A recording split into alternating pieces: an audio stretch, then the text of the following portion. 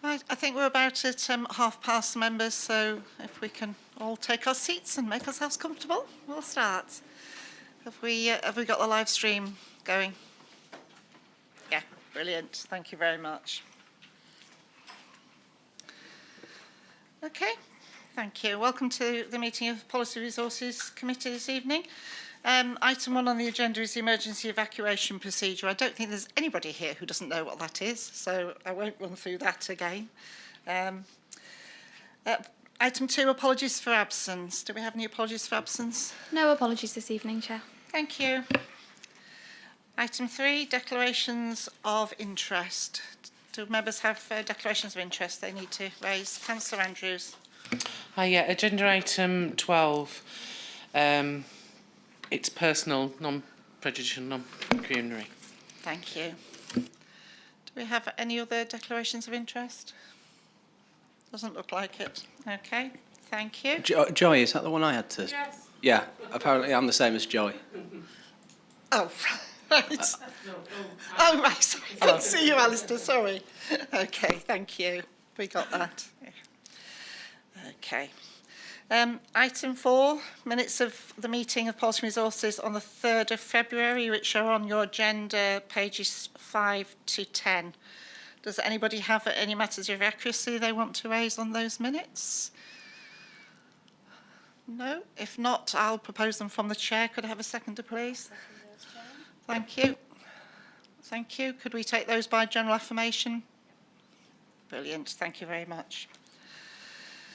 Item 5, we now have a series of minutes from the working parties. So item 5 is the minutes of the Flood Management Working Party held on the 8th of February, pages 11 to 14. Now, there are no recommendations from this working party. This is really just to note, unless anybody has any questions on those minutes. No? Okay. So we will note those. Minutes of the Local Plan Working Party, which we have now received. There's no recommendations from those minutes either, but do we have any questions on them? If not, we will take them as being received. Okay, thank you. Minutes of the Grants Working Party, item 7, pages 15 to 18. There is a recommendation in here for approval of the recommendations of that working party. So do we have comments, thoughts, anything that members would like to say on that? If not, the recommendation is on page 15, that the recommendation in Annex 1, community grant applications, be presented to this committee. And, that's the recommendation from there. The recommendation is that this committee approve the final payment of £977.50 to be paid to the Pickering Preschool Playgroup, which was application CG 144, as soon as it is required. Does anybody want to pass any comment, or could somebody propose that, please? Thank you, Councillor Arnold. Do we have a seconder? Thank you, Councillor Andrews. Does anybody have any comments? Like to discuss this? If not, if we are all in favour, we can probably do that by general affirmation. Okay, that's lovely. Thank you very much. I think at this point there's a couple of, well, there's 3 things under urgent business. 2 of them are probably not urgent business, but they're things that I'd like to say from the chair. But we will be taking, there is an urgent item on community grants, so we will be taking that shortly. But there's a couple of things I'd like to say from the chair, just for information for members. Firstly, some of you may know the structural change order was finally approved today by government and was signed by the minister. So we've had notification of that. It will have some implications for the council going forward post the elections, because as part of the move towards the unitary council, there will probably be a change in approvals of spending from this council if it's over a certain amount. So more information will be coming out on that. If anybody has any questions on that at this stage, Anton is happy to respond on the financial side of it. But I just wanted to let members know that the structural change order has now been signed. Okay. We will be getting more information, obviously, about the sign-off by two authorities, basically, for spending over a certain amount in due course. So if members are happy with that, we'll continue. The second item, I just wanted to make a point at the start of the meeting. I did say that I would do my very best to get a report on Councillor Duncan's motion that went into Council in February, requesting £50,000 for Norton Skate Park. And I said I'd do my best to get it to the first possible meeting of the Policy and Resources Committee, which obviously is tonight. Unfortunately, due to the complex nature of the proposals for the skate park, the number of third parties that the officers need to consult, and other capacity pressures, which all our officers are struggling with at the moment, that hasn't been possible to bring a report this evening. So a report will come before the next meeting of the committee in due course. However, I am delighted to say, I'm sure members will be pleased to hear, that things have moved on quite significantly with Norton Skate Park now. Norton Town Council has committed around £40,000 of its own budget to modify and resurface the equipment on the skate park, with the exception of the half pipe. A contractor has now been appointed. They were appointed last week, and this work is due to start imminently, with a view to having the skate park open in late spring. So I think that's excellent news. I felt members should be aware of that, obviously, because this item will come before you in due course. And just for information as well, negotiations on the refurbishment of the half pipe are ongoing between the community campaigners and the town council, and progress will be reported to the committee as things progress. So I just wanted to let you know that those couple of issues. And then we'll move on to take the urgent item on the community grants, which Bridget, I believe, is going to present for us. Thank you, Bridget. Okay, thank you, Chair. Thank you. The purpose of the report is to inform the members of Policy and Resources Committee of the proposed changes to the Community Grant Scheme criteria as a result of the Council decision to allocate a further £150,000 to the Community Grant Scheme for 22-23. The current criteria for community grant applications is outlined in point 6.3 of the report. 6.4 of the report outlines the proposed criteria changes, and a summary of changes are available within Appendix 1. Thank you, Chair. If there's any questions. Thank you, Bridget. Do any members have questions for Bridget on this report? It was briefly discussed with members of the Working Party when we last met. To me, these proposals make perfect sense because we have more money to distribute, and I think members of the Working Party, and I'm sure members of the Council as a whole, are keen to get this money distributed out to organisations within the community. So I think it's an excellent way forward. Do any members have any comments, questions? Well, I'll propose this first from the chair. Could I have a seconder, please? I'll second it. Thank you, Councillor Arnold, I believe that was. So do we have any comments that members would like to make? Thank you, Councillor Andrews. Thank you. Yeah, I think this makes perfect sense, Bridget, to up everything like that, because obviously it says in the report about officer time as well, and if we can hand out a bit more money, pound seems to go so much further to troops on the ground than it does anywhere else. It'll go a lot further. I was just conscious of the fact that there's not many people seem to get to know about it. So if there's anything we can do as members, or and get it out there to as many places as possible. There's lots and lots of community groups probably in Pickering that I don't even know about. So if we can get this spread as far and wide throughout Ryedale, and preferably not just sort of on the internet, people that are in groups sometimes. I mean, I know it's very difficult to do so, but to get the word out as quickly as possible, because obviously this year is going to fly by. Thank you. Do you want to respond to that, or what shall I just My understanding is that we are going to do that. We're going to put as much publicity out as we possibly can. Because yes, it is important that we get this money distributed. So I think we'll be using whatever tools we can in order to do that. So thank you. Do we have any other comments from members? Councillor Arnold? Just wave at me. I was just going to add the same thing actually.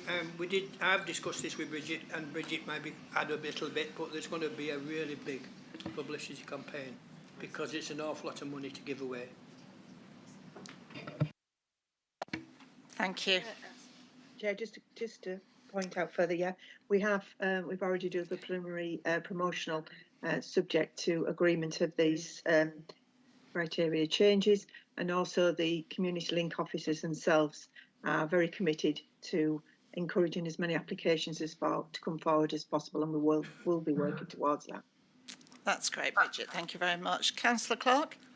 Just from a sort of technical point of view, it's 100% funding up to 2,500, and if it's over 2,500, it's 50%, Yeah. up to 10,000. Am I correct in saying that if it was a £3,000 grant that they were wanting, that they would get 1,500 instead of 2,500, or would it? That's correct. That's correct. Yeah, that's correct, yeah. So should it be worded so that they get the 2,500 for the larger projects as well? So it sort of becomes a sliding scale going upwards from that, or? Yeah, I do see what you're saying, Councillor Clark. Bridget, do you want to respond to that? Sorry. All right, Councillor Arnold can, because yes, sorry, we have moved on from questions. So, Councillor Arnold, would you like to respond? That would be helpful. If project costs are up to 10,000, you'll get 50%. Yes. If it's up to 2,500, you're eligible for 100%. So at 3,000, you'll get 50%. Can I so suggest? It's easier to ask for 2,000, 2,500. Yeah, I think that's what the officers usually do, don't they? We've done that before. We suggested people change it around so they get more money. Okay. Thank you. Do we have any other comments? No? Well, it's been proposed and seconded. Are we happy to do this by general affirmation as well? I haven't heard any voices against. Wonderful. Thank you very much indeed. And thank you, Bridget, for that. And thank you for the work you've had to do on it quite quickly, really. I know there is a sense of urgency, which is why it's an urgent business to get this money out there. So thank you very much. Okay. Moving on. We're moving on to Part A items. So item 9 is appointment of working parties and subcommittees. Now, this has come about obviously because Councillor Roper has resigned from council, and Councillor Goodrick has left her party, her group. So this report was asked for because of those changes. Having discussed it with officers, my view is that at this late stage in the council's life before the elections in May, I do wonder whether we should actually be worrying about this or whether we should continue as is until after the elections. That would be my proposal, that we do that rather than we spend time and effort moving people around when we've only got less than 2 months left of the council. So I would like to propose that from the chair. I don't know if I've got a seconder because I've not had time to ask anybody, but if I have got a seconder to that, that would be great. Yes, that's fine. Thank you. That, yes. Thank you. Elizabeth is with us because obviously this is a matter that the monitoring officer would be dealing with. So if we have any questions, Elizabeth is happy to take them. Councillor Duncan. Thank you. Yeah, it's just obviously you mentioned, Councillor Keall, this has been requested. Who actually requested for this to be on the agenda? Because it's on the agenda only for us to now decide that we don't want it on the agenda, we don't do anything about it. It's listed that there's a report to follow. I haven't seen any report. I don't know if anyone else has seen one in their emails or not. So I was just wondering who requested it and why there isn't a report on this item.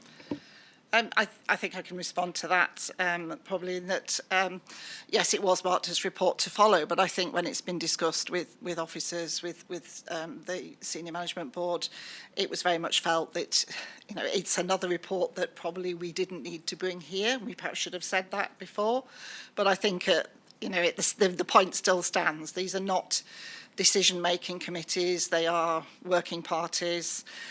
So in terms of having new members on them at this late stage of the council, I don't think it's necessary.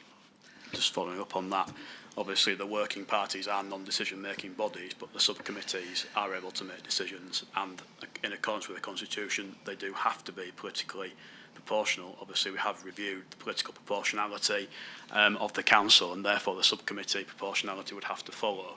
So I was expecting that there would be a report, and there isn't one, so I can't make, and I don't think we can make, an informed judgment as to what to do. But the subcommittees have to be politically proportional, and they may well still be politically proportional, I don't know, simply because there isn't a report. So I don't know if we could get some information as to where things stand on that at this point in time. Okay, thank you, Councillor Duncan. Elizabeth, would you like to comment on this, specifically on the subcommittees? Obviously, as we've said, the working parties don't need to be politically proportional, but... No, that's right. On the subcommittees, we could just elect as a committee just to stay as we are because we've only got a few weeks. However, should Councillor Duncan wish us to bring a report to the next P&R meeting, then I would be happy to do so. We just discussed this matter as a form of expediency, you know, because we were so close to the election. But should Councillor Duncan wish us to proceed with a report, then I'm happy to do so for the next P&R meeting. Thank you. Just following up on that, obviously, it's on the agenda for this meeting, so I was hoping that it would come to this meeting, and it just seems a bit strange that somebody has had a discussion, I don't know who, presumably yourself, Councillor Keel and senior officers, and decided that a report's not going to be brought. It's on the agenda, and I just find it a bit strange that it's now somebody's decided it's not coming because you think it would be easier not to. As members, we have to make that decision at committee level, and we haven't got a report, so I don't know what we can decide to do. We've got no option, clearly, because there's no report, other than just to decide that we can't do anything about it. But I just think it's a bit strange. Thank you, Councillor Duncan. Well, we'll bring the report to the next P&R meeting. Thank you. So we'll adjourn this item till the next meeting. Thank you. Thank you, Elizabeth. Councillor Graham? It might be, you know. Yes, it probably will be post-event because it will be June. So we would be making these decisions on committees prior to that, Elizabeth. Yes, we would. Yes, we would actually, because I've just looked. It's the 16th of June. Yeah. Yeah. I mean, I think my comment on it is yes. Perhaps it's unfortunate we haven't got a report, but we have had quite a significant amount of other reports that were dropped into this agenda at a slightly later stage than they perhaps should have been. And I think I understand what you're saying, Councillor Duncan, but I do think in the bigger picture of things that are happening within the council at the moment, it is a relatively minor one to be worrying about, especially as it largely applies to the working parties, which aren't decision-making committees. But if we had to convene a meeting of the subcommittee, and I don't know this because I haven't looked into it, but if we had to convene a meeting of the subcommittee between now and June, there is a chance that as a result of this report not being brought onto the agenda, that subcommittee might not be politically proportional and might mean that that subcommittee was making quite important decisions, for example, around senior officer appointments, which might not represent the proportionality now of the council. That's my concern, and I do think it's an unsatisfactory sort of state of affairs that this is listed on the agenda, it's been marked to follow, no reports followed because some individuals have decided that members, for some reason, should not have a report. And I just don't think it's the way that we should be conducting business, and I think it's another example whereby things are promised and things and unfortunately don't happen. We've seen this quite a lot where reports are not there when the agenda is issued, and it's not useful for members of any political group in terms of making decisions. I understand people are under pressure, But it's just not good for us as members. We're also under pressure. We're also here to make decisions. Thank you. Thank you. That's fine, Councillor Duncan. And should we need to call a subcommittee meeting, we can look at this again with our monitoring officer. But I think, again, from the chair, I'm seeing officers under huge amounts of pressure because of the amount of work they have to deliver in what is left of Ryedale's existence. And anything I think that we can do as members to help avoid some of that pressure when it is a relatively minor point, I believe, we should be doing that. Thank you. Does anybody else want to make any comment on this matter? Okay, so I don't think we can defer it to the next meeting, Elizabeth, because of... So in the circumstances, should a subcommittee come up, then, as you said previously to Councillor Duncan, we would address that. I would add that the Councillor Raper and Councillor Goodrick were on a lot of these committees substitutes, so we would have the member of the committee. But should an event occur that requires us to deal with the matter, then we will deal with it at the time for those committees that are decision making. Thank you. Thank you. So we still need to vote on this matter because it is on our agenda, even though we haven't got a report. Am I incorrect in thinking that, Elizabeth? Yes. Yes. Okay.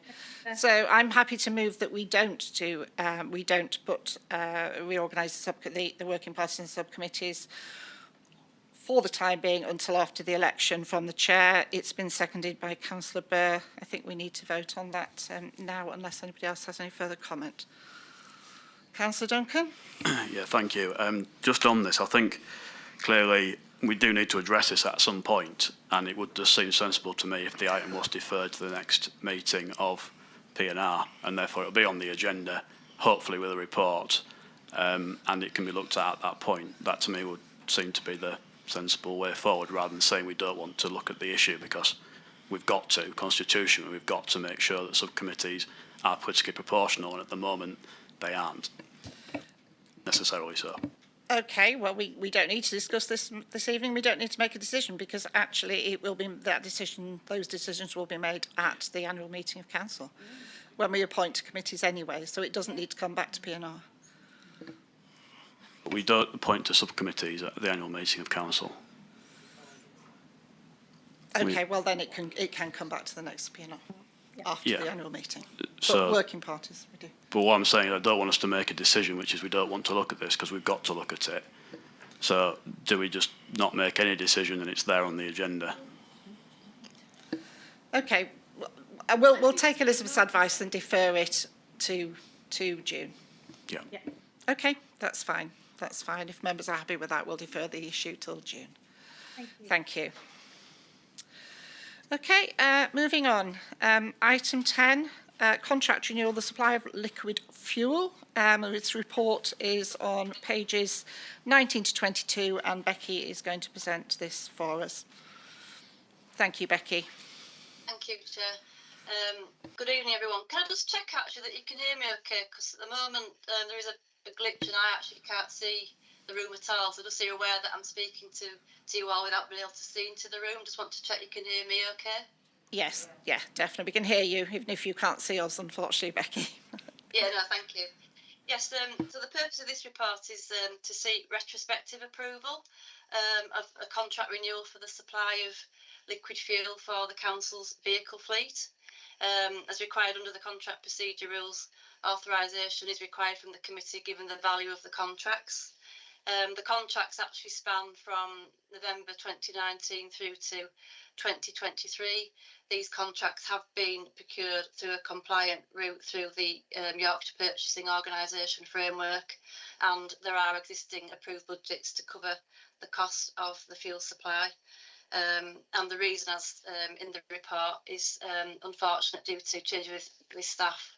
This has come to light, hence the report is seeking a retrospective approval. I'm of course happy to take any questions. Thank you, Becky. Do any members have any questions for Becky? Councillor Duncan?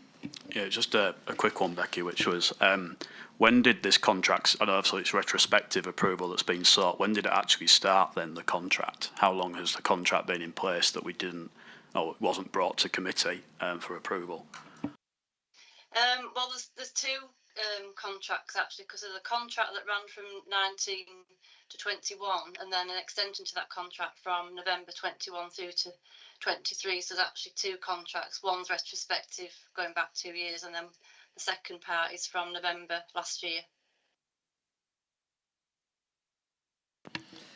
Thank you. The contracts were in place, just to be clear, the contracts have been in place. There'd been an oversight in terms of the report coming to committee for the approval. Thank you, Becky. Do we have any other questions for Becky? No? Councillor Clark? Sorry, Councillor Clark, you're going to have to go above Councillor Andrews' I know. It's head not like so I'm hiding it. I'm hiding behind Councillor Andrews. I've just got two things. There was a report to the Treasury Select Committee, I think 2 days ago, that was saying that petrol prices could hit £2.50 a litre and diesel £3 a litre. Is that something that we need to consider? And as a second thing, is there any way that we're able to, I mean, I don't know, within say 10% avoid fuel which is coming from a war zone? Are we able to sort of try to avoid that at all, or is that not anything that we can do with it already being an existing contract? Well, first on the pricing, we have built in a contingency for the budget for 22-23, which is 20%, and obviously we're tracking the costs of fuel very closely to make sure that the contingency we've got in place for the next financial year is going to be adequate. So that's something we will track through budget monitoring. In terms of the supply of fuel, I'm sorry I can't answer that question. I'm not entirely sure exactly where the supply comes from in terms into the UK, but we're in very close contact with YPO in terms of making sure that our supply isn't affected. And just to also add that there is a national emergency plan around fuel supply for the country, which the government would trigger, and local authorities are a priority if that was to happen. Thank you. Thank you. Thank you, Becky. If we've got no further questions, I think this is actually something we have to do. It's an unfortunate oversight that we're in this position, but we have to make sure we have this supply. So we just need to approve this in my view. I'm happy to move it from the chair. If I have a seconder, please. I'll second that, Chairman. Thank you, Councillor Burr. I haven't heard any voices of dissent, so I'm hoping we're on a roll here, and this is another one we can take by general affirmation. Yeah? Okay. Thank you very much, and thank you for that, Becky. Thank you. Moving on to item 11, which is the Malton and Norton Infrastructure and Connectivity Potential Funding Allocations.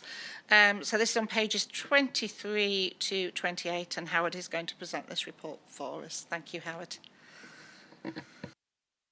Thank you, Chair, and good evening, councillors. Hopefully you can hear me as well. Again, I can't see the room, so hopefully you can hear me. Could I just have somebody confirming that, please? Yeah, I can hear you. Yes. Excellent, thank you. Okay, yes, this report relates to a remaining budget allocation of £284,000, which is part of an overall £450,000 allocation for initiatives to improve Malton and Norton infrastructure and connectivity. A previous recommendation which sought delegated authority to approve funding for individual projects was made back in November last year, but was not approved.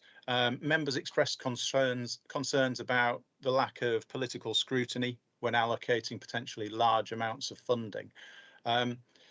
Officers do, however, remain very concerned about our ability to successfully manage this programme of works if each individual potential scheme needs to come back to committee approval as and when full details for those schemes are available and have been worked up. And that's particularly given the limited time remaining for expenditure of this allocation by the end of March 2023, as well as the limited staff resources available and the number of other priority projects that were progressing in parallel and at the same time. So the recommendations set out a revised delegated authority proposal or proposals to enable an efficient and proportionate approval process to help overcome these time pressures, particularly around developing those detailed project proposals, drafting committee reports, and then the lead-in time to get reports to committee and securing the committee decision, which can be quite substantial. As I say, given the limited staff resources available, that timescale impact would negatively impact on our ability to deliver schemes, reducing the amount of activity we could actually deliver that would hopefully help to reduce congestion and improve connectivity in the towns. And it would also affect our ability to make use of the full funding allocation. But recognising members' concerns, we've tried to amend the delegated authority proposals by a number of points. Firstly, by tying the requested delegated authority to specific identified projects, so that members can have a chance to scrutinise the types of projects that are being proposed and decide whether or not those are the type of things they wish to support. Also, limiting the delegated authority to contributions not exceeding £50,000 generally, and that ties in with the chair of committee's signing level for authorising contracts.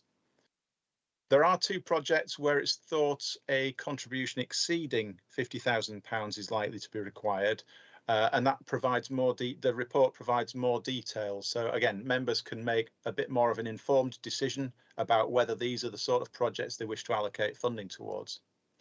The recommendations, the recommendations also say as a project business case will in any case be provided as part of that approval process.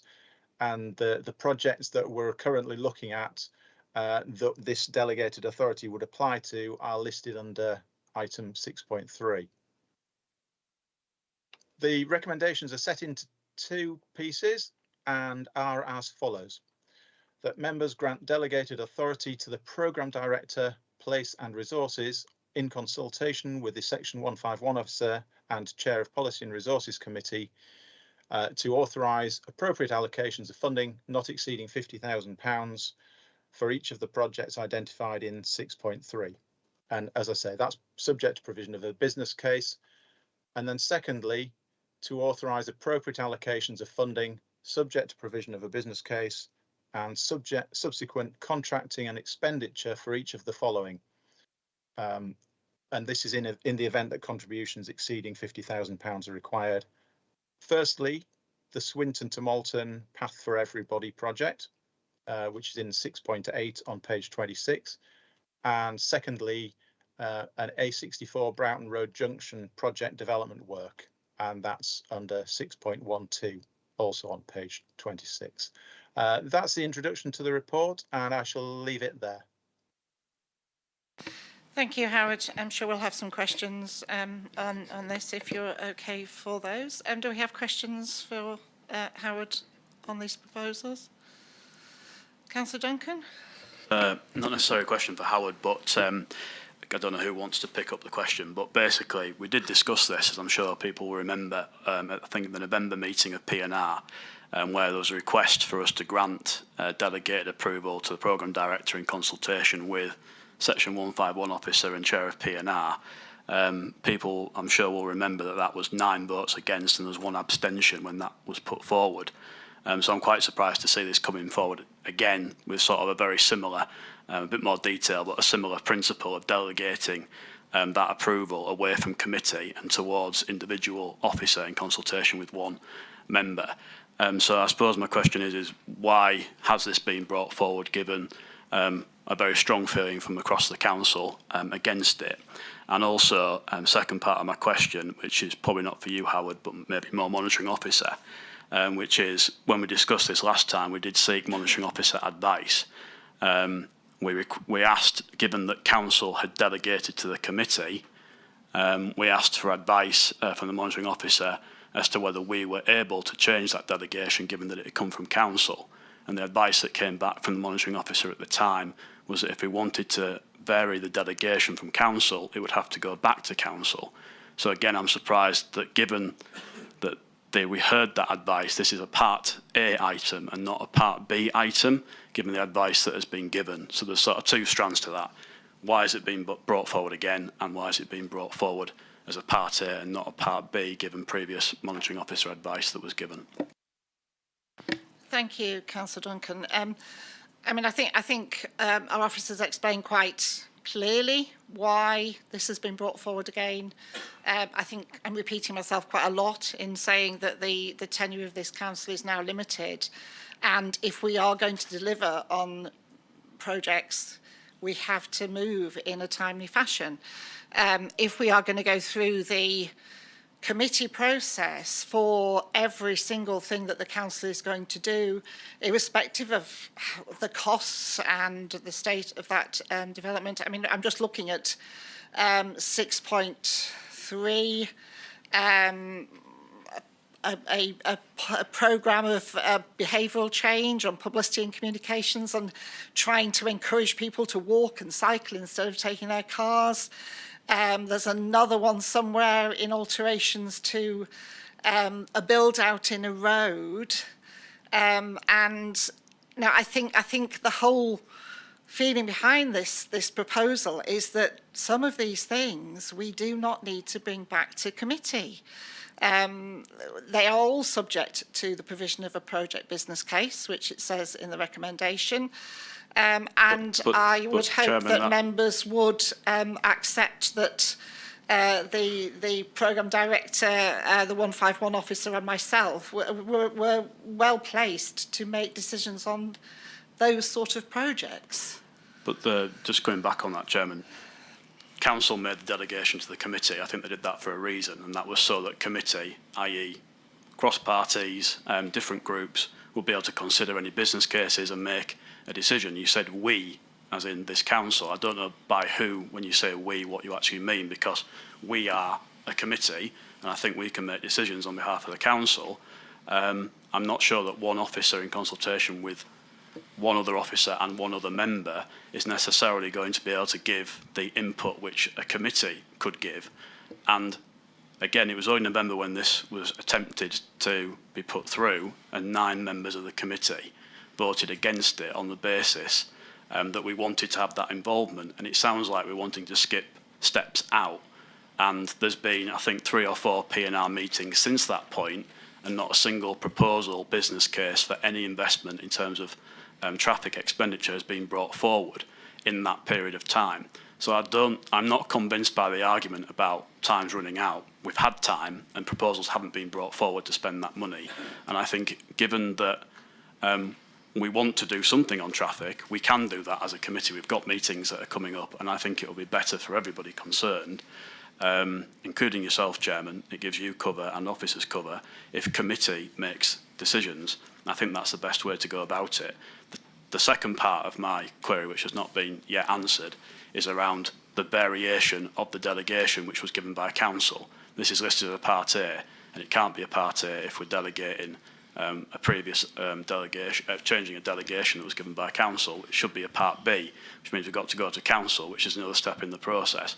And I understand we're skipping all these, taking steps out, but I don't think that's helping us, and I'm just really surprised it's been brought forward again. Thank you, Councillor Duncan. I wonder if Elizabeth could offer some advice on the second question that Councillor Duncan's just put. The previous monitoring officer has given advice with regard to the fact that this matter would need to go back to full council. In the circumstances, Councillor Duncan is correct that it should perhaps have been a Part B matter and not a Part A matter. And so therefore, you know, if council should wish, then we will have to put it back to full council and you know, undertake the steps necessary that Councillor Duncan feels are missing. Thank you. Thank you, Elizabeth. Could I have views from any other members on this one, please? Thank you. Councillor Burr. Thank you. It's a question for Howard, really. considering that we've been working an awful long time on these measures of traffic improvements, etc., and now we've probably got around about a year when this council ceases, and we've obviously got 3 ward members in here who have direct input in this regarding it's their wards, Malton and Norton, that this affects the most. Are you actually bringing to us and saying, Howard, that you're under pressure to actually work through this, and possibly that you haven't got the capacity and the staffing, and if something isn't probably changed, i.e. tonight we make some changes and decide to go for delegation, that probably these measures could fall? Is that what you're actually trying to say? I don't wish to get into a political discussion on that, but honestly, yes. Staff resources are very limited, and this is a programme that that I've been leading on. There haven't really been significant other members of staff who've had an input into this. As members all know, I'm also leading on the livestock market project, also leading on the industrial starter units at Thornton Road Business Park, as well as trying to keep an eye on this programme of work. Given capacity, we haven't had the ability to proactively drive this programme of work. We're trying to manage it. We're trying to manage it as best we can in consultation and in partnership with our colleagues at the County Council. And actually, it's the County Council officers who are doing quite a lot of the delivery. But it is a real struggle to spend a lot of time proactively driving this programme forward. So anything that assists us in smoothing the decision-making process and speeding that up is a big help. And I do appreciate the concern about political scrutiny, but I would just flag up that as we speak, we don't have detailed project proposals for each of the things that have identified in that project report. We've got sort of headlines, and we've got some estimates of costs that could apply to those projects, but we haven't currently got enough detail to put full project business cases together. So we're not currently in a position to set out in detail those projects to members in a committee report. Clearly, there will be a fair bit of work in gathering that information and in developing those detailed project proposals. Those then have to be collated into one or several reports to committee. Those reports need to be drafted, and then there's a significant lead-in time as those reports go through a drafting process considered by SMB and then are published for committee. And that can all add 3-4 months to the process of getting approvals, especially given as the next P&R committee is not until June and the one after that is not until August. So yeah, I'll leave that there if that's all right, Councillor Bear. Thank you, Howard. I think Councillor Burgess wants to come back with possibly another question.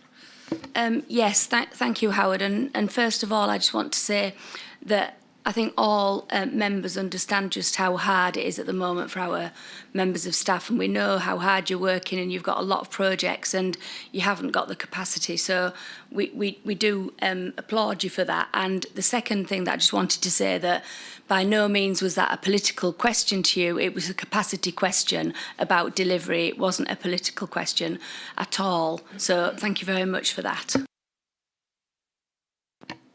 Councillor Docker? Yeah, this concerns me greatly. I feel that time and time again we keep coming back to committee meetings and everything is trying to get rushed through. It's almost like, as much as Ryedale District Council will cease on the 1st of April or whatever date it is in 2023, and nothing will ever happen in Ryedale again. And I think that isn't going to be the case. The new council will look at the projects that we've got ongoing. We're not going to stop spending money in Ryedale when this new council comes, and it seems to be every meeting we're being pushed to make decisions. there seems to be a lack of transparency. You know, one thing I feel very strongly about is that we owe it to the public to be transparent in all spending of all the money, whatever it's for, and it's open and the public can see it. And I'm extremely unhappy with this, and this is nothing, I understand the capacity. I just feel I'm not unhappy with the projects.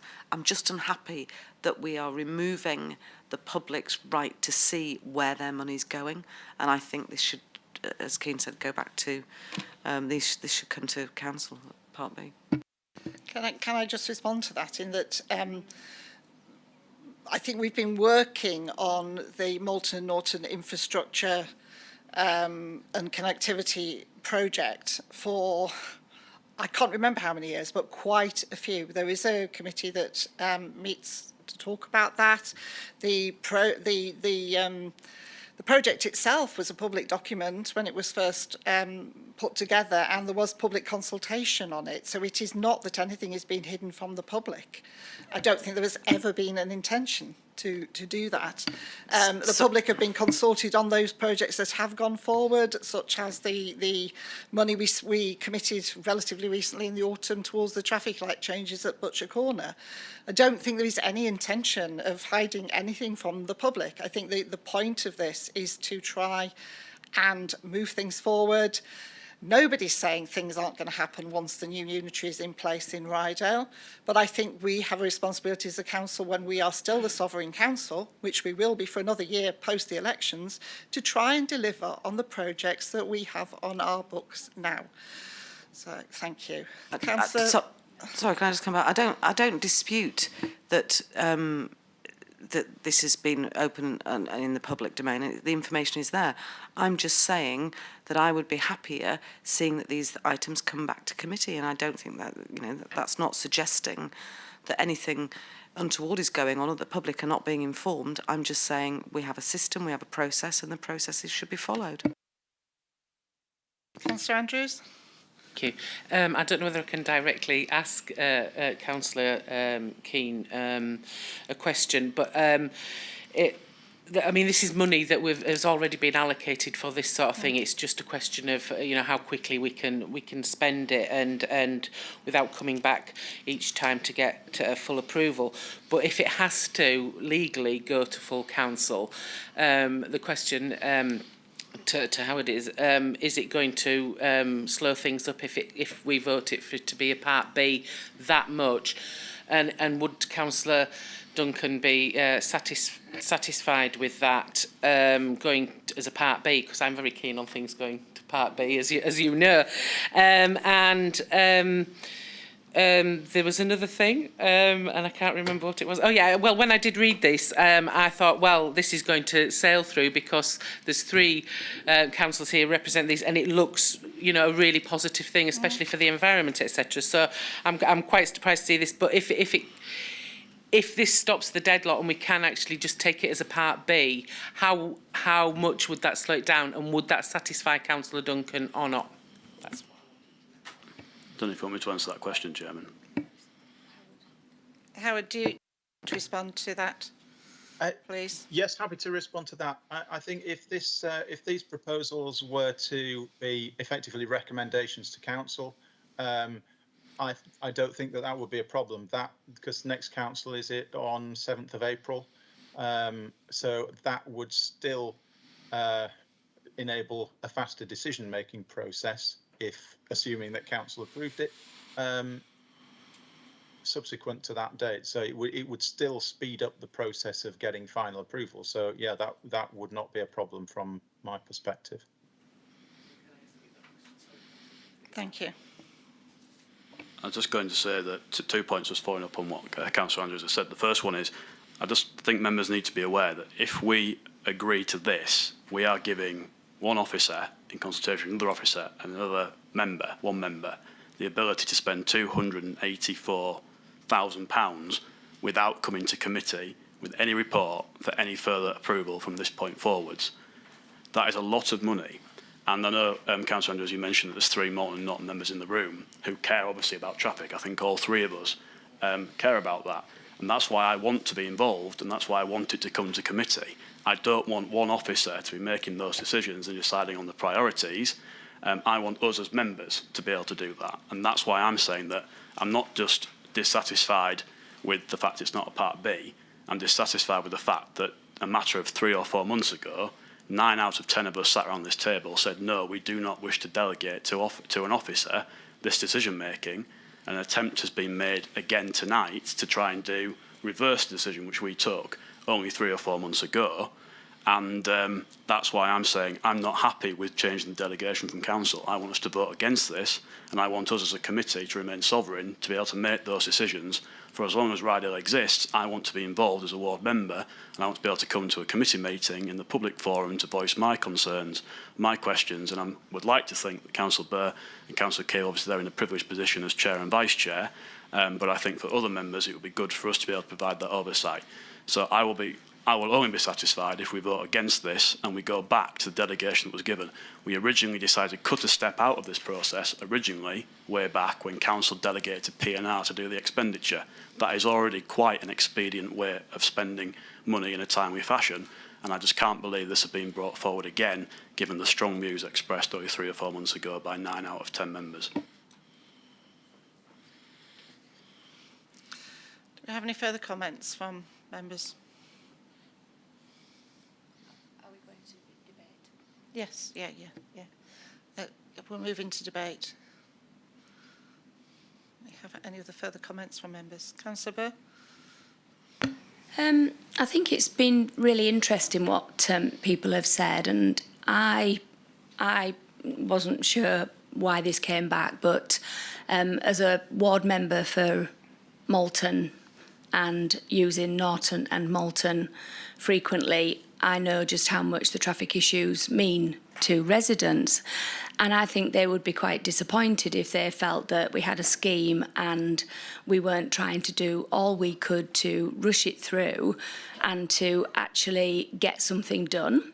Now, it has been said that don't worry, everything will still carry on when the new council comes into fruition.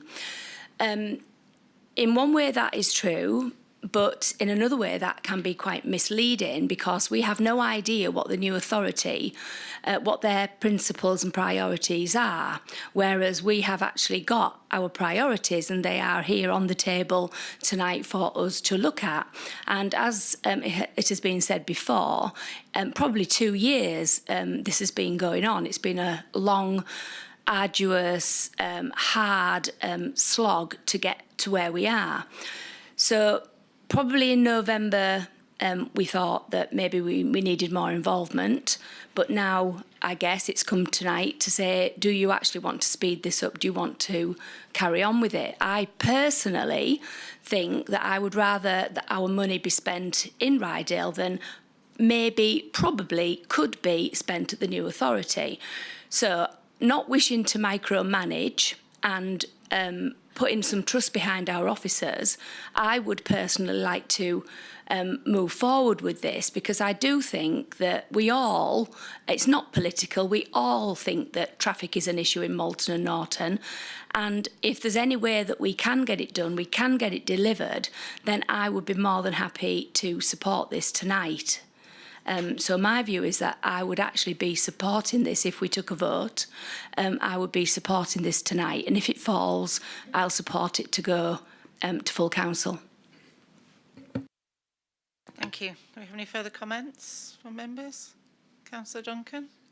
Thank you, Chairman. Obviously, a lot has been mentioned about sort of speeding this process up, and a lot has been mentioned about capacity. Clearly, the capacity issues that there might be within sort of economic development team, us doing this decision tonight is not going to save the background work, the preparation of a business case, all of the due diligence which would need to take place, negotiations with other authorities. All of that is still going to have to be done by the economic development team. The only thing which we will be cutting out by agreeing to this evening is this stage coming here, so that we as members can deliberate, look at those proposals and hopefully give our backing to them. And it sounds as if in the presentation that's been given that there is an issue with committee sign-off procedures around reports. Now, that is not strictly speaking necessarily a capacity problem. I think that's perhaps the process itself, and I do know from past experience how long that can take, and the fact that things can get sort of mixed in the system and get a bit lost in there. But all we will be agreeing to this evening to cut out in terms of the background work is literally us, this stage here, members having that involvement. And I think that's really important. And as a Norton member, I'd want to ensure that I could continue having that involvement. And I think members need to be aware and very clear that if we agree to this evening, we are giving one officer a blank cheque, but well, not blank, £284,000 to spend on any of the schemes that are detailed in 6.3. Now, some of those schemes I think are really important. Some of those schemes I think are less important, and I wouldn't want to see too much of that £284,000 being spent on them. And that's why I think it's important that we have the reports come back here with a business case so that we can make decisions around what we want to spend that funding on. And I just don't think it's right in a democratic body as we are as a council, where we all have a role to play as councillors, that we are saying we don't want to take that responsibility and play that role. I think that's what we are here to do, and that's what we should do. And clearly, if we agree to this, we would not have that input, and that's £284,000 of funding, which we will no longer have control over. So I'm totally opposed to this. I think we should vote against it, and I think that our officers should actually put their efforts into building those proposals to bring forward to us, rather than making a second attempt with a very similar report as what was brought to this committee only 3 or 4 months ago. Thank you. Thank you, Councillor Duncan. I mean, I think to say that it's giving officers a blank cheque for £280,000 is totally misleading, because obviously it isn't, because it is a much smaller amount than that. It's got to be under 50,000 for whatever project it is. And I say again, it is subject to the provision of a project business case, which I'm sure we wouldn't have, officers wouldn't have a problem sharing with other members of this council if they have a specific interest in it. My view is that we have worked on this project for long enough. Our officers have worked on it for long enough, and I think anything we can do to ease actually delivering on some of the aspects of this project is a good thing. Do we have any other comments from members, please? Okay, well, it's been moved and seconded. We need to put it to the vote. Can I just check, Chairman, what exactly has been proposed? What's the proposal that's been moved? The recommendations on page 23, 2.1. So that means that is it going to council, the delegation, the change of delegation? No, it's here at this committee this evening, so we're voting on the recommendations this evening. Again, I would just like to bring the monitoring officer in on that front then, because we clearly did have very clear advice from the monitoring officer previously that we could not make that decision as a committee. We had to go back to council for that change of delegation, given that council made the delegation originally. So I would like just to ask for that monitoring officer advice, because I don't think this can be a Part A. It's not a choice. I think it has to be a Part B. Thank you. Elizabeth, can you respond to that, please? Thank you. The previous monitoring officer gave the correct advice, so it would have to go back to council, yes. Okay, that's fine. If that is the case, we will defer. But do you understand my concern, Chairman? Because clearly if this had just been in your remit, with you as being the consultee, that issue that had just been raised there would not have potentially been raised. And this is why it's best for things to come to a committee rather than one individual being consulted. I do understand what you're saying, Councillor Duncan, but I find it quite frustrating that it seems that you're very keen to stop this council delivering things in its last year of its existence. I want us to deliver things properly and with due democratic input. That's what we're here to do, and that's why I don't believe this to be the best way forward. So can I just check, is the proposal there for this to go to council? Are you still proposing this, or are you leaving this? If the advice from the monitoring officer is that it has to go to council, is that then it will have to go to council. But it is with a very heavy heart, because I think, again, this proposal has been brought by our officers for the best of reasons. And I find it frustrating that repeatedly so you find it frustrating not to follow due process, could you stop interrupting, please, Councillor Duncan? Other members have got their hands up. Councillor Andrews. Just for clarification for me, are we voting on this tonight so we get some idea of what the committee wants and then it goes to full council as a part B, or do we vote? Are we deferring to full council? Can I just ask another bit of advice from the monitoring officer, please? Elizabeth, if you're still there. Thank you. Could I just check if this all has to go back to full council, in that I wonder whether little a could be considered this evening, or does it all have to go back to full council? I think for the purposes of transparency, I don't really think that we should be taking sections of it. Okay, that's fine. That's fine. So we can defer, or do we need to vote it down, and or can we just defer this item? You can just defer this item to full right. council. Okay. From the previous monitoring officer's advice. Okay, right. That's fine. Well, that's the route we'll take then. We will defer this item until full council. Sorry, Madam Chairman. Clearly, if you've moved and it's been seconded for it to go to council, we now just need to take a vote on whether it goes to council or not. Obviously, I don't want it to, so I'm going to vote against it. But we need to take a vote whether we refer this to council, so it's on the agenda for council. You can't just decide as chairman that something's been deferred to council. We have to take a vote as a committee. From the monitoring officer that we can defer it. Yeah, we can as a committee. We is more than one person, Madam Chairman. 10 of us can. But yes, please take a vote. Thank you. A vote to defer? Yes. Okay, so I propose from the chair then that we defer this item to full council, to the next full council. Do I have a seconder, please? Thank you, Councillor Andrews. And can I request a recorded vote, please? Okay. Could we take the vote, please? Councillor Joy Andrews? For. Councillor Arnold? For. Councillor Burr? For. Councillor Clark? For. Councillor Delaney? Against. Councillor Dockwra?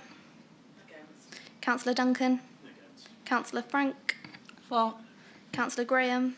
Against. Councillor Keele? For. That's 6 votes for and 4 against, Chair. Thank you.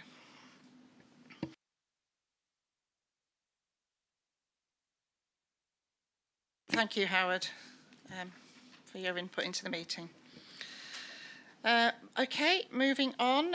Part B items, matters to refer to council. Item 12, Pickering Town CIC, the cycling hub proposal, which is on pages 29 and 46 of your agenda. Craig, you've got a microphone. Thank you, Chair. Good evening, members. This report requests approval on a grant allocation request from Pickering Town Community Interest Company for funding the development and promotion of cycling and active outdoors related activity in Pickering. The paper sets out under item 6 proposals which include approval of funding of £175,000 from the council, which is the balance of funding originally ring-fenced for community initiatives in Pickering by P&R on the 18th of March 2021 to support cycling and active outdoors development and promotion as part of a programme of activity to improve and maintain existing cycling infrastructure, enhance public access to these facilities and support further developments outlined in the CIC's business plan. Implementation of the project will enhance cycling provision for residents and tourists, encouraging greater uptake of physical activity with consequent improvements to public health and the environment. The report is supported with a business plan of the Pickering Town Community Interest Company, which has been developed to provide a strategic framework for establishing Pickering as Yorkshire's cycling hub, to provide additional and improved facilities to both Pickering residents and visitors.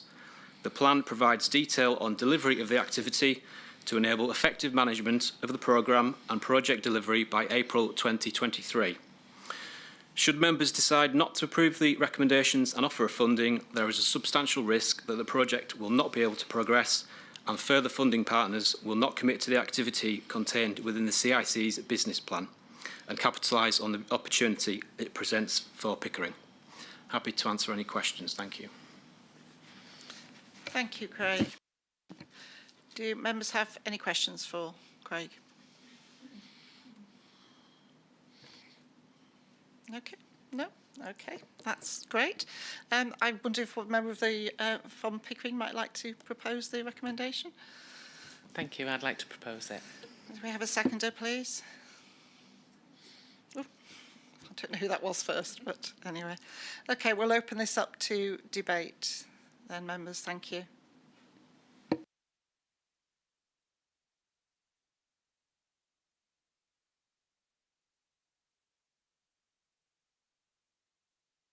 Thing about this, it's an excellent proposal in my view. So I'm sure somebody will want to say something. Councillor Yeah, Andrews. thank you. Yeah, I think this is a fantastic report. I think there's, by all accounts, a lot of hard work has gone into this. It links Pickering and Malton very well. I think it'd be great for Ryedale. And as it was spoken about earlier, it's great for the environment, tourism. I mean, the news of losing Yorkshire Forward, etc. This will be great for the website, etc. for Pickering. It's a very good, it was a very good website. Pickering in Business is no more, but hopefully with this we might find that starts going again, and it's just a win-win all round, and I just hope that members of all persuasions can support this evening.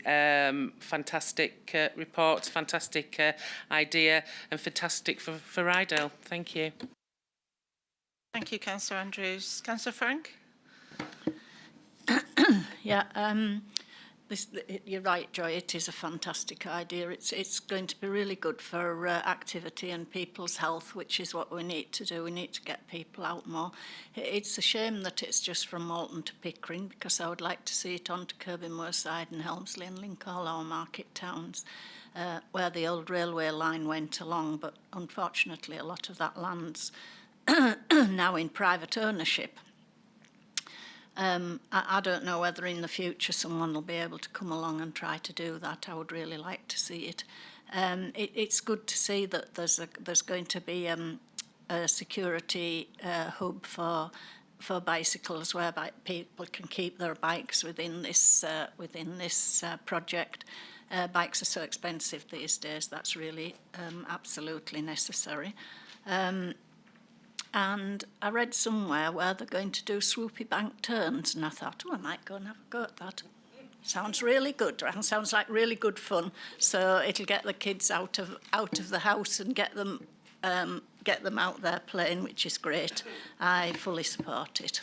I'm very impressed by your cycling ability, Councillor Frank.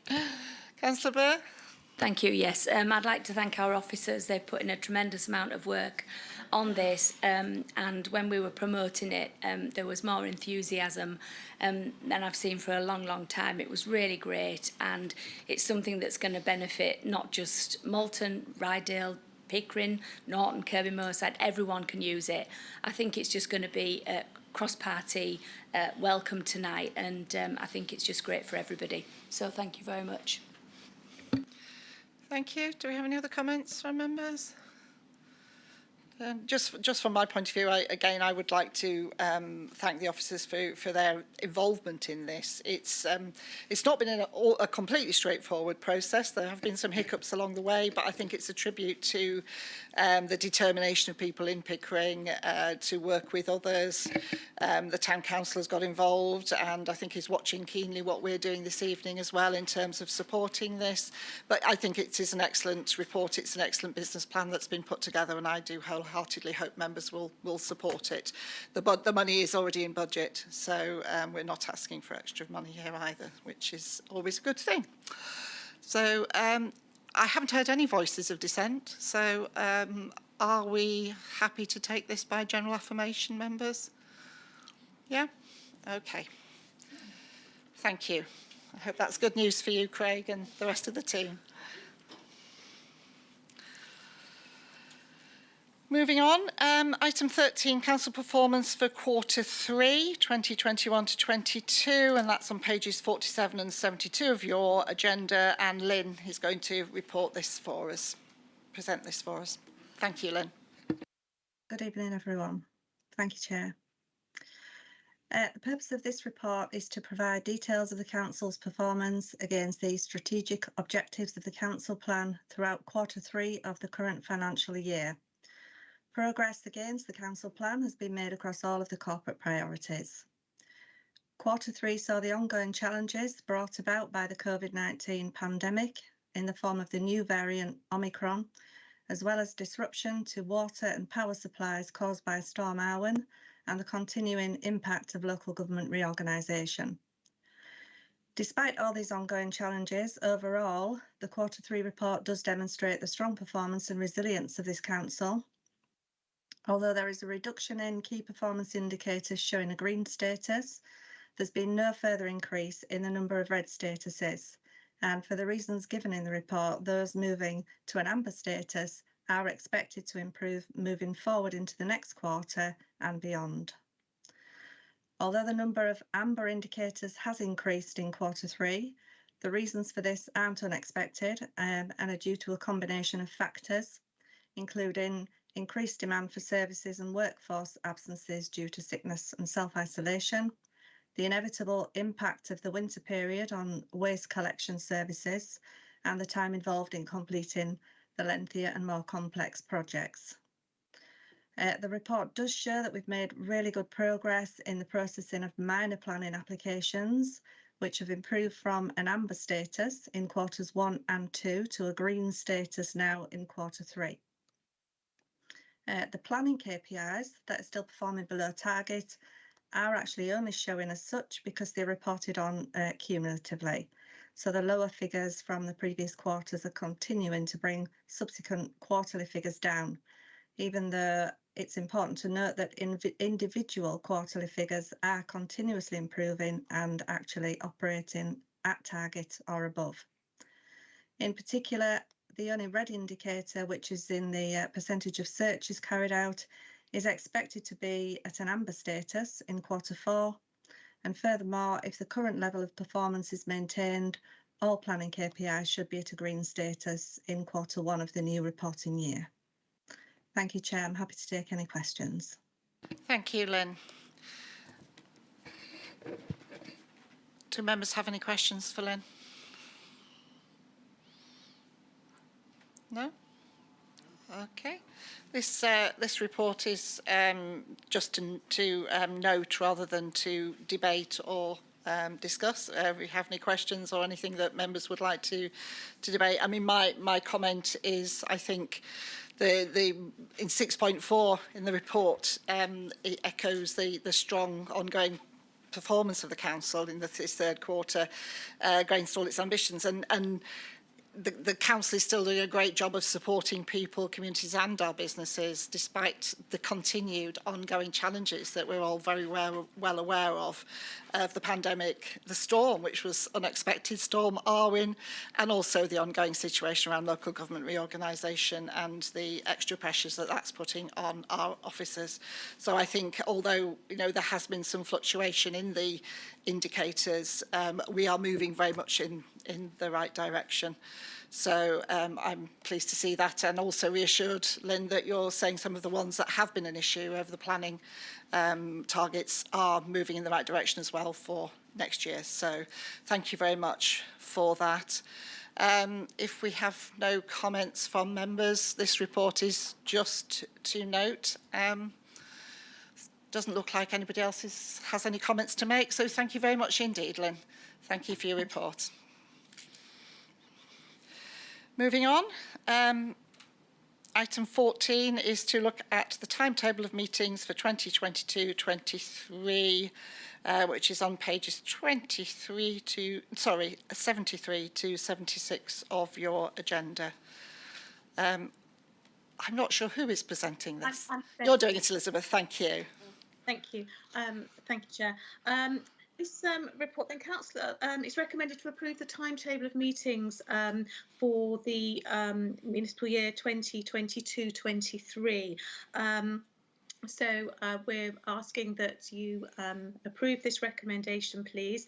I would just like to note a few dates for the meetings in September this year. We have 27th of September, which is the Planning Committee, 28th Overview and Scrutiny, and 29th Policy and Resources.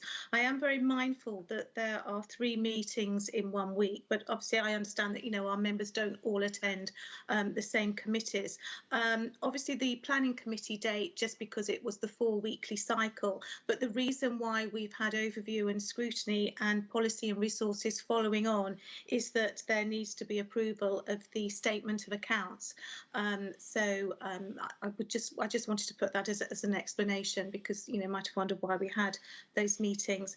Also, you will note that we have included on the 30th of March a final full council meeting prior to the vesting date, just in case there are any other items of business that we need to conclude on that date. So with that in mind, I would be grateful if you would recommend the dates detailed in the draft timetable. Thank you. Thank you, Elizabeth. I'm happy to move that from the chair. If I could have a seconder, please. Councillor Andrews or Councillor Graham, not sure who was first. Do members have any questions on this for Elizabeth? Councillor Frank? Can I just ask about Planning Committee? When I was on Planning Committee, we always started at 6 o'clock, and it says all meetings start at 6:30. Has it started? Has it changed? Is it starting at 6:30 now, Planning Committee? I'm not aware that it has. I think that might be a mistake, Councillor Frank, and if it is, I apologise. I will go and check that. But I think it should say 6 o'clock. If you look at on the end column of it does say 6 p.m. It says 6 p.m. Sorry, I'd missed that. Okay, thank you. Do we have any other further questions? Councillor Arnold? If that's the last meeting on March the 30th, are we having a party? I think that's an excellent idea, Councillor Arnold.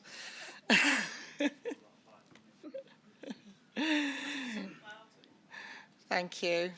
We've got no further questions. I don't necessarily think this is something we need to debate. So it's been moved and seconded. Can it be accepted as by general approval? Thank you. Thank you very much. Thank you, Elizabeth. Thank you. So we now move on into Part A matters that to be dealt with under delegated powers or determined by the committee under exempt. And I would like to move exempt at this point. Chairman. Thank you. Just got a question, Chairman. Thank you. Councillor Duncan. Obviously, Council decided, I think unanimously, to refer the pay policy statement to P&R for further consideration. I was just wondering where the pay policy statement is on tonight's agenda. It is part of item,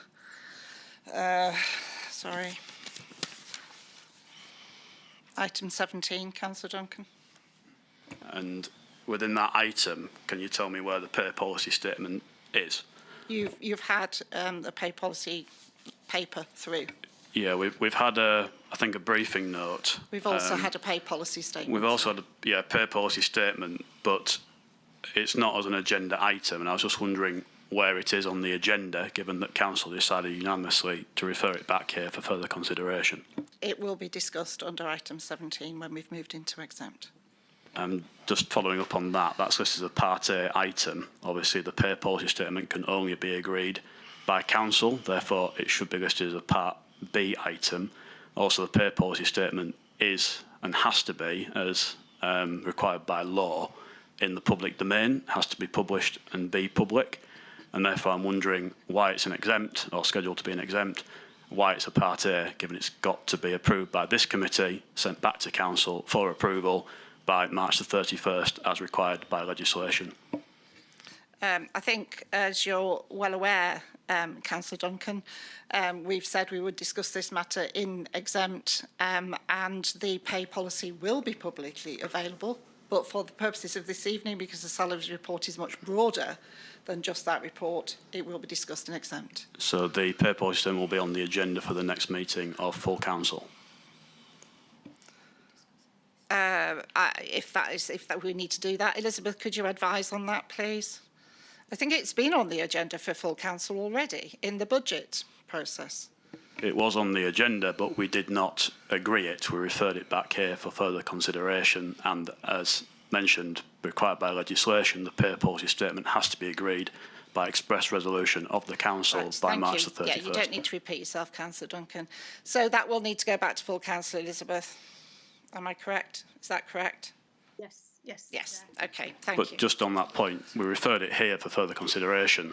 We can't consider it if it's not on the agenda. So I'm just wondering, where is it on the agenda where we can discuss the document that has to be discussed in public? We can discuss it as part of item 17, as I've already said. So you want to discuss that in exempt, not in public, the public pay policy statement? It will be publicly available and it will be discussed at full council. In public at full council? Yes. So you want to discuss it in private here and then in public at full council? Councillor Duncan, I'm not going to keep repeating myself. That is what we have said. No, that's what you've said. It's not what we've said. It's what you've said. Yes, it's what I've said as chair of this committee. It will be discussed tonight in item 17 and it will go back to full council. So our views don't matter. You've decided what's happening with it. No. There is a lot more to the item 17 on salaries than the pay policy, as you well know. And so that is my decision. It will be discussed this evening. So it's your decision. I'd like to move exempt. It's been moved and seconded. I'd like to speak on that, Madam Chairman. At the appropriate time. No, I'd like to speak on us moving into exempt or not. Okay, it's been moved and seconded. Yes, go ahead, Councillor Duncan. Thank you, Madam Chairman. Obviously, there was a series of questions which were raised at full council when this was at P&R and at full council, which, in my opinion, have not yet been answered. Council decided, and I was quite surprised and quite pleased actually with Council's decision, to refer it back here for further consideration.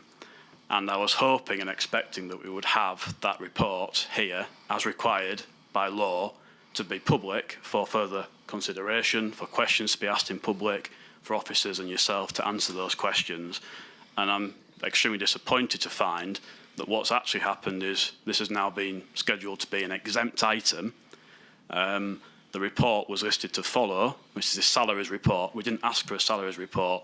We asked for the pay policy statement to be on the agenda for further consideration. I welcome extra information, of course, and that could well have been a confidential briefing note, but at a bare minimum expectation, I expected, and I think members who voted for it to come back to this committee, to be on the agenda as a public item for us to have public debate and questions, which is all I've ever wanted on this item. And what we saw at full council was an unprecedented intervention by an officer shutting down a legitimate question, which was not referring to any one individual by a member of this council. And now we've seen, again, an unprecedented move of the pay policy statement being put in here as an exempt item. And if Ryedale District Council is trying to show that it is being transparent with the public and with members and with officers about pay, the last thing this council should have done under your stewardship as chairman is to put this into an exempt item. And you've stated it's been decided that's what's happening. We haven't decided as a committee that's what's happening. This has got to go back to council for consideration. It's got to be a public item. We aren't able to do the public examination and scrutiny of it as what we are here to do as councillors. And I'm just wondering why, Chairman, have you proposed this way of dealing with this item, which actually just makes the situation a lot worse than it could have been. I think all we are wanting is a public questions, discussion and debate, and for it to go back to council for approval by March the 31st. Thank you. Councillor Andrews? I don't agree with Councillor Duncan on this one. I think we do need a discussion about it, and I think we need a full and frank discussion. I think we need to be able to ask lots of questions. Therefore, if it is going back to full council, at least we've got all the information, and it's been done to possibly protect individuals, etc. And I'm not saying from anything untoward, but just highlighting who or what they are, what they do, and what payment is. So therefore, I would like to see this go into exempt, so we can have a full and frank discussion without having to worry about putting our foot in it, because I'm prone to doing that, so that we can get all the answers, and then I defer to you on the whole how the constitution works and that, because whether we need to, how we have it on the agenda for the full council, but I am supporting it going into exempt. Thank you. I mean, as you say, Councillor Rogers, the pay policy can be discussed at full council, but there are wider issues, which is why I'm proposing this goes into exempt. Do we have any other comments, or shall we take this to the vote? Councillor Burr? I was just going to say it's quite a complex issue, and I don't think for any reasons that we would want to hide anything from anyone at all. But, we are, obviously we've got to think about the people who we may be referring to. So I think that we can ask as many questions as we want. It can be open, it can be full, and we can have as many questions asked as we want. We'll have all that information, but I do think it should be in exempt. Thank you. Councillor Clark? I'd just like to join with people saying I think that this should be exempt when we're talking about individual people's wages, essentially. Yeah, I think we need to be careful what we're saying here, Councillor Clark. I think it's been moved and seconded, and I'd like to move it to the vote, please. Okay. Could I request a recorded vote, please, Madam Chairman? I think I've got 3 people. Thank you. Councillor Joy Andrews? 4. Councillor Arnold? 4. Councillor Burr? 4. Councillor Clark? 4. Councillor Delaney? Against. Councillor Docra? Against. Councillor Duncan? Against. Councillor Frank? 4. Councillor Graham? Against. Councillor Keell? 4. That's 6 votes for and 4 votes against, Chair. So we're going to move into exempt then. So could we put the live stream off, please?